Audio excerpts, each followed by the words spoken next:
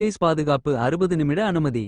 என்ன பிரச்சினை? ஒருவர் தன்னோட மகளோட பூப்புனித நீராட்டு விழாவுக்கு முன்னாடி பெற்றோர் சமாதிக்கு போய் மாலை போடும் சடங்கை செய்யணும். ஆனா சொந்த சகோதரர்கள் தடுத்ததால கோர்ட்ல போலீஸ் பாதுகாப்பு கேட்டு மனு.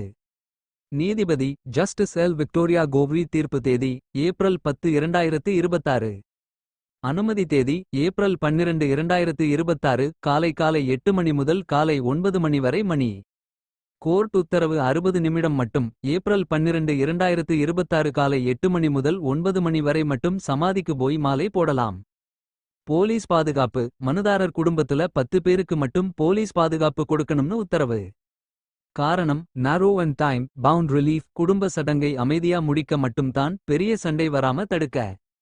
கோர்ட் அணுகுமுறை குடும்ப தகராறை தீர்க்காம கஸ்டமரி பிராக்டிஸ். நட்சத்திரக்குறி, அதாவது பாரம்பரிய சடங்கை கெடுக்காம நடத்த குறுகிய நேர அனுமதி கொடுத்திருக்கு. சண்டையும் வரக்கூடாது, சடங்கும் நடக்கணும், இரண்டையும் பேலன்ஸ் பண்ணியிருக்கு.